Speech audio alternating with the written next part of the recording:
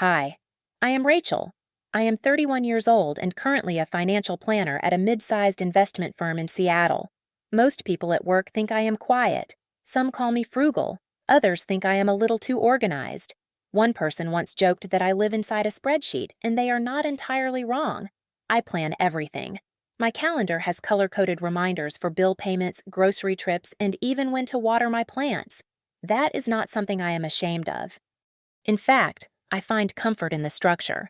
Predictability is my peace. I do not believe in showing off. I do not chase trends. I never buy something just because it looks nice or feels good in the moment. Every dollar I spend is a decision.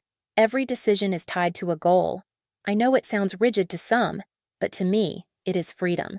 I have no debt, no credit card balance, and no desire to keep up with anyone else's life. I live alone in a modest apartment in Shoreline. The building is old but well kept, and I rent it from the parents of a college friend who trust me enough to keep the rent below market. I have lived here for over 6 years. I do not go out often. I work remotely most of the time, and I have built a small corner office near my window. From there, I can see tall pine trees and, if the light hits just right, a small sliver of the lake in the distance. I like my space. My bookshelf is filled with finance books, a few novels I return to each winter, and some gardening guides I picked up years ago but never really used. I drink tea more than coffee. I keep things simple. I shop with a list, hike alone on weekends, and say no to group vacations with elaborate itineraries and matching t-shirts. There is a kind of stillness I have always chased, not the kind that feels empty or lonely, the kind that makes you feel centered, like you are exactly where you are supposed to be. I thought I had found it in this little apartment, with its warm lighting and creaky floors, and maybe I had, but lately I have noticed something new. A flicker, a shift, a quiet nudge in the back of my mind. It started last week while I was reviewing my savings accounts, checking numbers like I always do. Nothing unusual, just habit. But when I clicked on a real estate listing out of curiosity, I felt something. Not fear, not impulse. Something quieter, like an invitation. Maybe, just maybe, it is time. I was not always this steady, this sure of myself.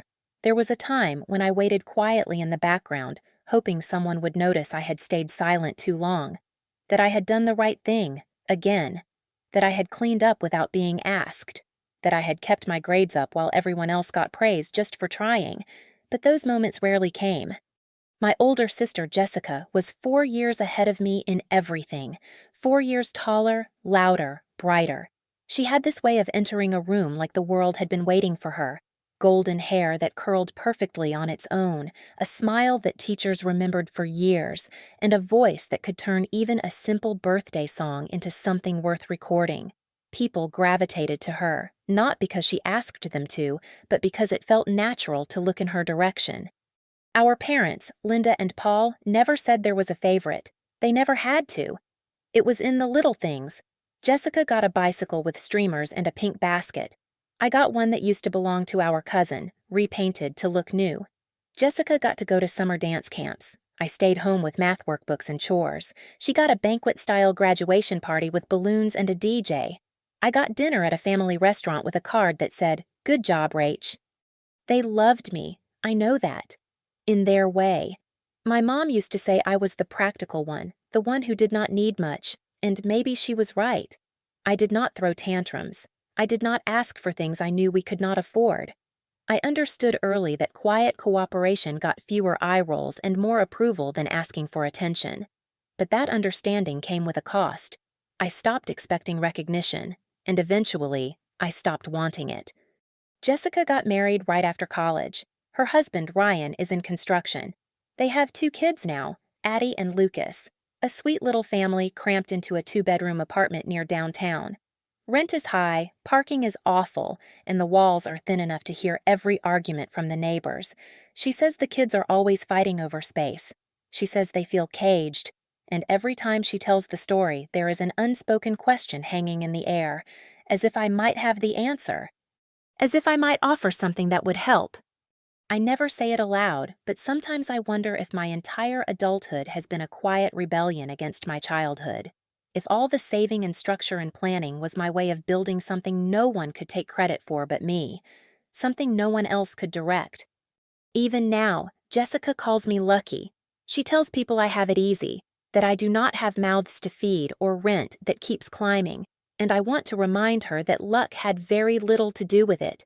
I spent years saying no to dinners out, no to clothes I could not afford, no to the idea that I had to spend in order to feel successful. I worked 2 jobs during college while Jessica's tuition was fully covered by our parents. I took the hand-me-downs, the old laptop, the used textbooks, the part-time shifts that filled my weekends. But here is the strange thing. I never hated her for it. I did not envy her either. I just learned. Slowly. I learned that if I wanted anything to last, I had to be the one to build it. And I had to expect that no one would clap when I did.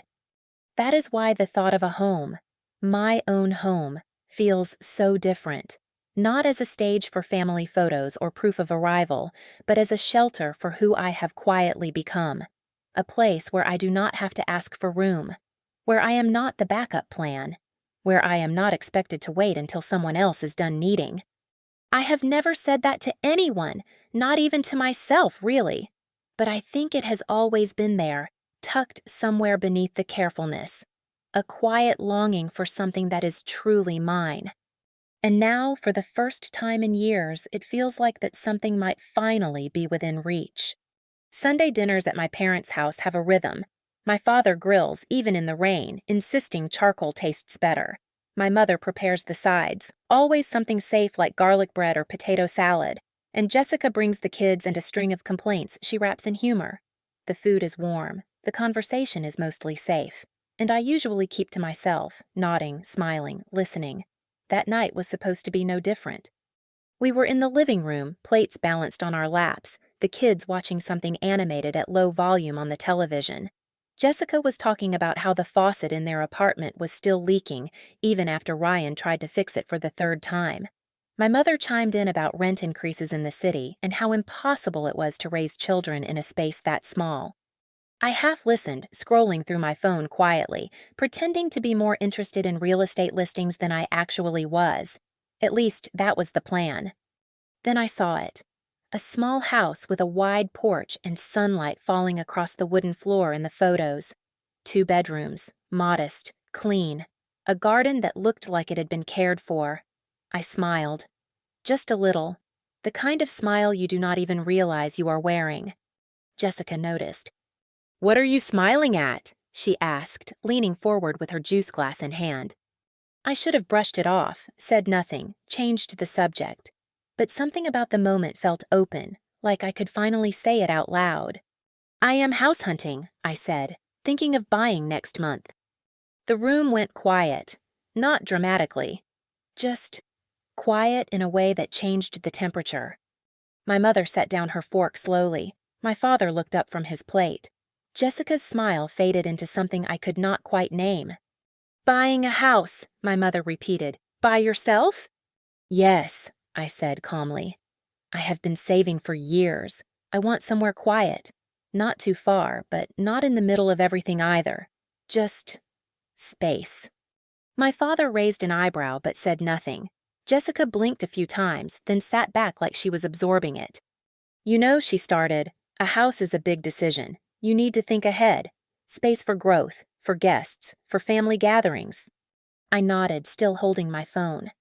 "I know. That is why I am looking for something small, manageable, just for me." "And who exactly is just you?" Jessica asked. Her tone was light, but the edge was there. I half smiled. Me, just me. No one responded, but I saw the exchanged glances between Jessica and my mother. That silent communication that people use when they think they understand something better than you do.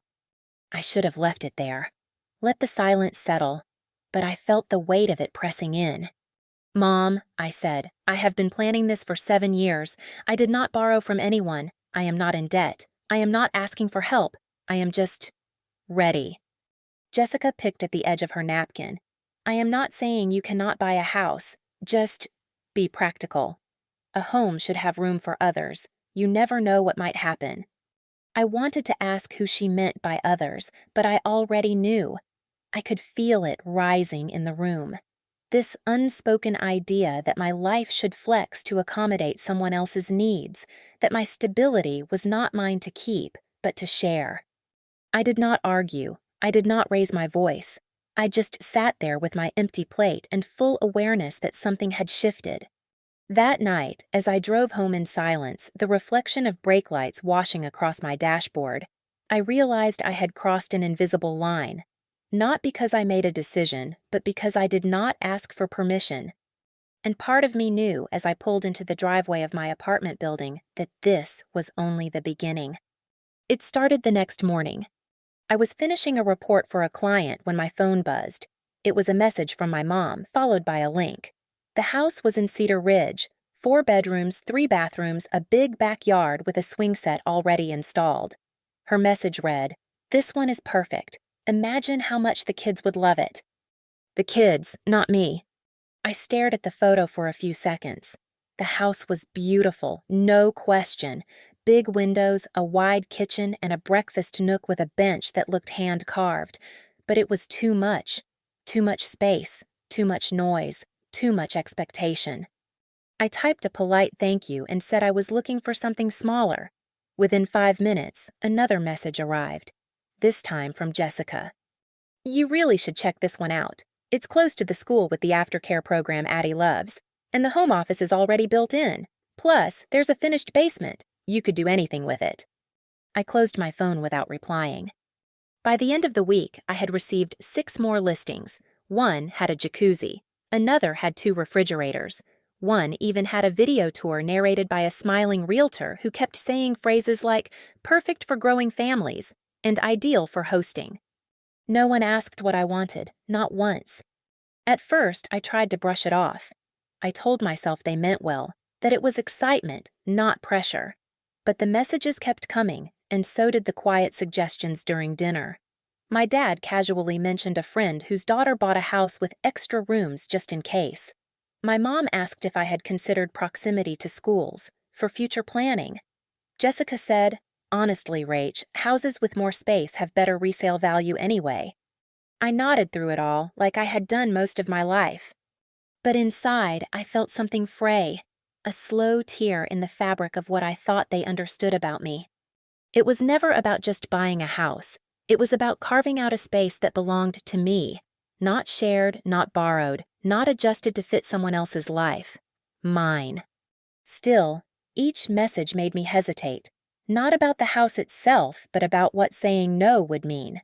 Would I be seen as cold? Ungrateful? Selfish? That word had started to echo somewhere in the back of my mind, even though no one had said it aloud yet. But I knew they were thinking it.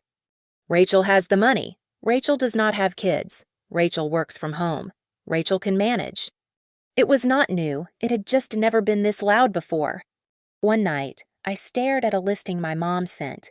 5 bedrooms, formal dining room, walking distance to a park, and I realized that every photo made me feel smaller, as if with each new link, they were building a life for me that I had no part in choosing. A life filled with expectations and shared space and open doors I never wanted to open. I did not reply to that one. I simply turned off my phone, poured a cup of tea, and sat by the window. Outside, the wind moved through the pine trees like a soft warning, and I sat very still, holding my own silence like a boundary I had only just learned how to draw. It happened on a Thursday morning. The papers had been sitting on my desk for 2 days, neatly stacked and clipped together, waiting. I had read them through twice. The numbers made sense. The location felt right. The house was modest, 2 bedrooms, 1.5 baths, just north of Everett, in a quiet neighborhood with wide trees and little traffic. There was a small greenhouse in the back, raised beds already prepared for planting. It even had a porch, the kind with space for a chair and a cup of tea. I did not tell anyone I was going, not my parents, not Jessica, not even my closest friends. I took the day off work and drove out alone, a manila folder in my bag, my heart steady in a way I had not expected. The office was quiet. The woman behind the desk wore soft colors and spoke with a calm voice. She slid the papers across the table, her pen resting gently on top. I signed slowly, not from hesitation, but from care. Each signature felt like a confirmation, not just of ownership, but of every quiet decision that had led me to this moment. No one clapped. No one snapped a photo. There was no champagne, no announcement. Just me and a stack of signed pages. A simple exchange of keys from one life to another. When I stepped outside, the air was crisp. I paused beside my car, keys in hand, and looked up at the sky. The clouds moved slowly. The world felt unusually still.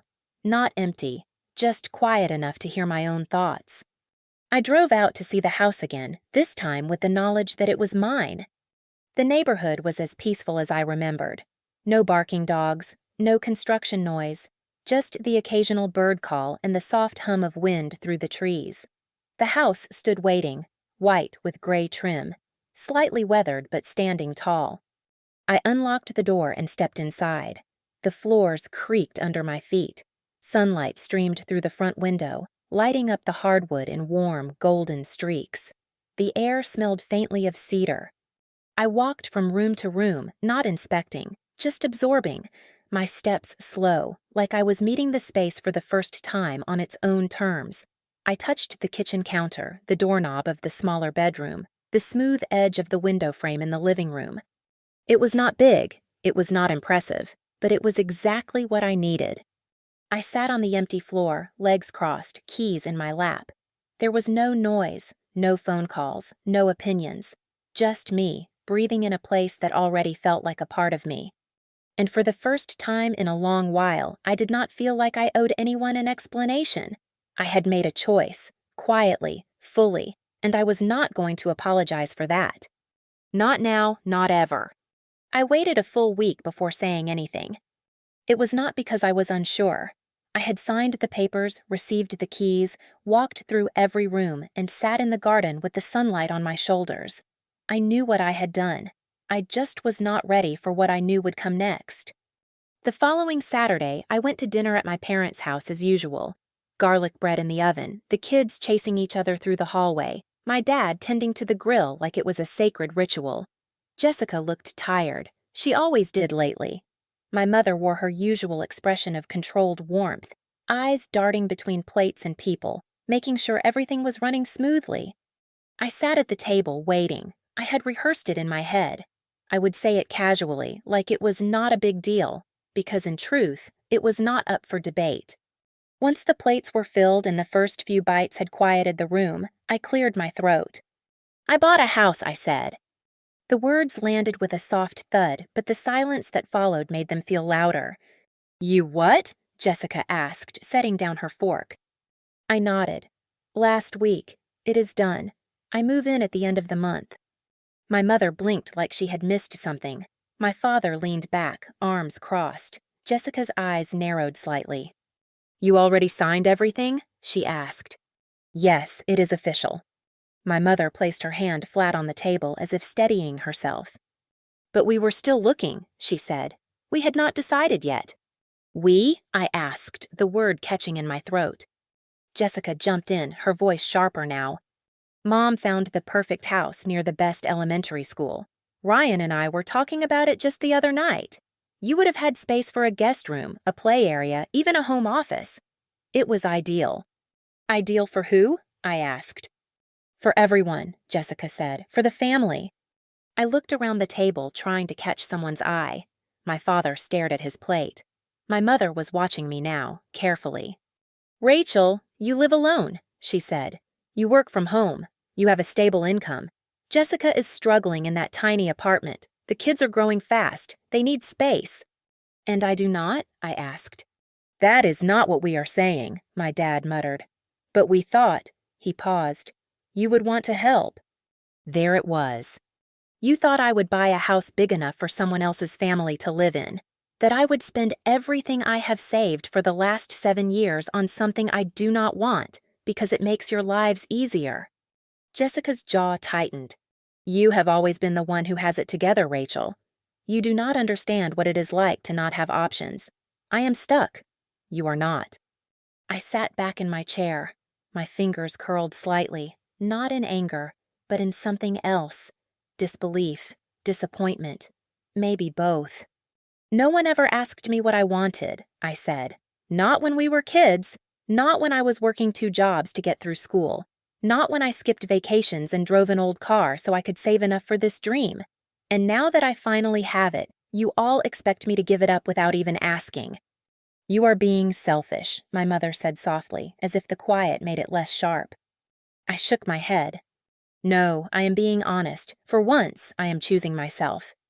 My father let out a breath, the kind that sounds like frustration disguised as fatigue. Barbara, the woman selling that big house, was going to lower the price just for you, my mother added. She has been waiting on our decision. Your decision, I said, not mine. We thought we were doing this together, Jessica said, her voice suddenly quieter. We thought you were part of this. I am part of this family, I said, but I am not your safety net. I am not your backup plan. I bought a home. For me. Not to be filled with people who assumed they were entitled to it. The room was quiet again, but this time it was not the silence of shock. It was the silence of people realizing they had never truly seen me. I stood slowly, pushing my chair back. If you had asked, I might have found a way to help, I said, but you never asked. You planned, you decided, you assumed. I grabbed my coat and my bag, walked to the door, and paused with my hand on the knob. I am not tearing this family apart. I am just stepping out of the role you wrote for me without permission. Then I opened the door, stepped out into the cool evening air, and closed it behind me. The sky above was quiet. And so, finally, was I. I did not go to sleep that night, not right away. I sat in the dark of my apartment, the only light coming from the window. Outside, the street lamp cast a soft glow over the sidewalk. Inside, my living room felt hollow, like I had walked out of something and shut the door, but the sound of it was still echoing. My phone buzzed once, then again, then again. First, it was my mother. 3 missed calls in a row. Then a long message, nearly a full page. She said I needed to come to my senses. That family comes first. That pride should never come before love. Then Jessica. 1 sentence, no greeting. Are you really going to turn your back on us like this? I set the phone face down on the kitchen table. I did not respond. Not to that message or the one that followed, or the next 5. I watched the screen light up again and again, like it was reminding me of who I was supposed to be. The reliable one. The one who does not say no. But something had shifted. It was not anger I felt. Not exactly. It was a kind of grief. Not loud or dramatic. Just the quiet ache of seeing something clearly for the first time. I had spent years walking a path I thought was mine. Careful steps, clean lines. All of it meant to build a life with peace at its core. And now, when I finally claimed it, they called it betrayal. I turned off the phone. The silence was immediate, heavy and still. I made tea, sat by the window, watched the sky darken. I felt tired in a way that went beyond sleep, a kind of weariness that comes from always being the one who bends. But even in that exhaustion, I felt something steady beneath it. I was not sorry.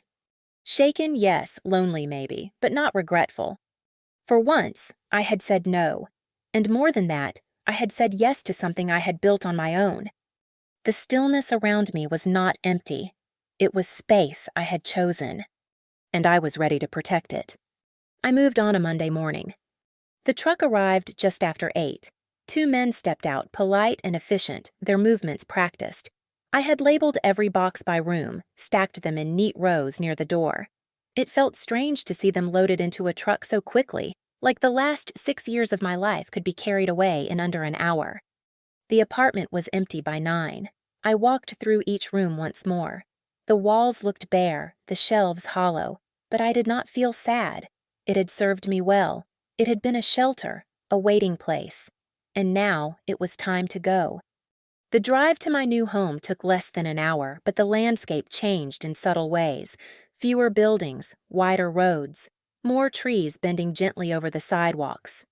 When I pulled into the driveway at Willow Bend, I sat for a moment before getting out. The house looked just as I remembered it, modest, wooden, clean lines and soft corners. The porch still caught the morning light, and the trees in the backyard swayed like they were welcoming me. Inside, the boxes filled the living room, but I did not feel overwhelmed. I unpacked, slowly. No rush. One drawer at a time. One shelf. One quiet decision after another. I hung the curtain I had been saving for a someday window. I lined my favorite books on the built-in shelf beside the fireplace. I placed a small bowl of lemons in the kitchen, even though I rarely cook with them. They looked like sunlight. I painted the office walls a deep olive green. It made the room feel grounded, safe. I placed my desk near the window where the light was softest in the afternoon. When I sat there with a cup of tea and the breeze lifting the curtain, I felt something settle in me. I spent the first weekend in the garden. The soil was dry but promising. The raised beds had good bones. I cleared weeds, turned the soil, made a list of herbs and vegetables I wanted to try. Basil, tomatoes, maybe carrots. I planted 2 rows of lavender near the fence. That was when I met Caleb. He was trimming a neighbor's hedges when I walked past with a bag of compost. Tall, quiet eyes, sun-worn hands. We exchanged a few words. He asked if I needed help setting up irrigation. I said maybe. We talked about sunlight, soil pH, and how to keep rabbits away from seedlings. He did not ask where I came from. He did not ask why I had moved alone. Later that week, he helped me fix the garden hose spigot. We did not talk much, but there was a comfort in the silence. He worked carefully. I offered water. He stayed for 10 minutes after, just long enough to say the soil looked promising. The days passed gently. I fell into a rhythm. Mornings at my desk, afternoons in the garden, evenings with tea and a book. I joined the local gardening club, met neighbors with warm smiles and hands full of seedlings. No one asked about my past. No one wanted anything from me. They only cared what I was growing, what I was reading, whether I had tried pruning the roses yet. And slowly, the quiet became something I no longer guarded with tension. It became a kind of music, a rhythm I could breathe with. It was not escape. It was arrival. It was late afternoon when the doorbell rang. I was not expecting anyone. Caleb usually texted before stopping by, and Grace from the gardening club never arrived unannounced. I wiped my hands on a kitchen towel and walked to the front door. Through the small window, I saw Jessica. She stood still, her posture uncertain. Her hair was pulled back loosely, and she looked tired in a way that went deeper than sleep. Beside her were Addie and Lucas, each holding a small backpack. They looked thinner than I remembered. Quieter, too. I opened the door but said nothing at first. Jessica offered a small smile, one that did not quite reach her eyes. I was not sure if I could knock, she said. Her voice was low, almost careful. Behind her, Addie shifted on her feet. She looked up at me, her voice barely above a whisper. Mom said if we were good, we could see your garden. I looked at her, then at Lucas, who stayed close to Jessica's side. I stepped aside and nodded. You can come in, I said, but just for a little while. They walked in slowly, as if the house might break if they moved too fast. I led them to the back, where the garden beds were already showing signs of life. Lavender, basil, a few tomato seedlings starting to stretch toward the sun. Addie knelt beside the lavender, gently touching the edge of a leaf. It smells like soap, she said. Lucas pointed at the raised beds. What are you growing? Tomatoes, some herbs, maybe carrots later on, I said. Jessica stayed a few steps behind them. She did not say much, just watched. Her hands stayed clasped in front of her like she was holding something she did not want to drop. After a few minutes, she looked at me. I did not come to ask for anything, she said. I wanted them to see what you built. I nodded, unsure of what to say. You were right, she added, her voice barely above the breeze. About all of it, I assumed. I pushed. I thought you would just make space because you always did. She paused. But you are not the same person anymore. I did not respond. I did not need to. She was not asking for forgiveness. She was giving something else. Recognition, maybe. Respect. We sat in the quiet for a few more minutes while the kids explored. When they left, Jessica said thank you, and this time it sounded like she meant more than the visit. I closed the door gently behind them. The silence returned, but it felt different now. Not guarded, just whole. The email came late in the afternoon, tucked between a client follow-up and a garden newsletter I had forgotten I subscribed to. Subject, reference check, Jessica Bailey. I stared at it for a few seconds, unsure what I was reading. Then I opened it. It was from the Human Resources Department of a financial training program. They were reviewing candidates for a new cohort and noted that Jessica had listed me as a professional reference. I had not known she was applying for anything. We had not spoken since her visit to the garden. There was a small paragraph attached, something Jessica had submitted as part of her application. It included a quote, pulled from a post I wrote months ago on my blog for young professionals. "Everyone deserves a fresh start, but you have to take that first step on your own." I remembered writing that. It had come after a conversation with a client who had lost everything and started again, one step at a time. I never imagined Jessica had read it. She had not asked me to speak on her behalf. She had not called or texted or sent another note. She had simply listed my name and included the quote, letting the program decide what to do with that. I sat back in my chair. It was not an apology, it was not a grand gesture, but it felt honest. Maybe she was not looking for help this time. Maybe she was trying to build something without asking for permission or expecting anyone else to carry it. It surprised me how much that moved me. Not because I needed her to change. I had stopped waiting for that, but because, quietly, she was choosing to move in a different direction, on her own, without leaning on the person she had always expected to catch her. That mattered. I replied to the email with what I knew, that Jessica had taken real steps toward stability, that she had faced difficulty and was still choosing to try, that, from where I stood, she was not the same woman she had been a month ago. I closed my laptop gently. Outside, the wind moved through the garden. I let it pass through me, soft and certain. Change, it turns out, does not always knock. Sometimes it just begins. It was just after sunset when I noticed the basket. It sat quietly on the front steps, next to the potted rosemary. Inside were 3 oranges and a bundle of dried herbs wrapped in twine. No note, no explanation. But I knew it was from Caleb. He had mentioned the orchard near his brother's place last week, said the fruit was sweeter after the first cold snap. I picked up the basket and carried it inside. The house was warm, the kind of warmth that comes not just from heating vents, but from something quieter, something earned. I placed the oranges on the counter, rinsed one, and peeled it slowly. The scent filled the kitchen, bright, fresh, simple.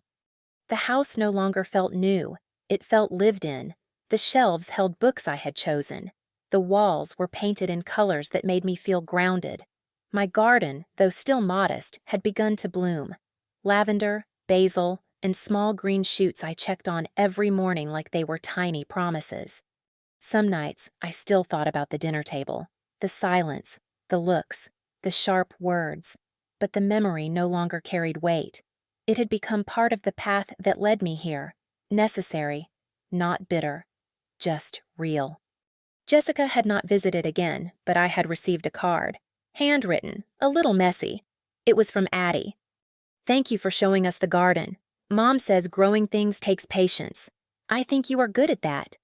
I had smiled when I read it, not because I needed the recognition, but because it felt honest, like something growing had been noticed.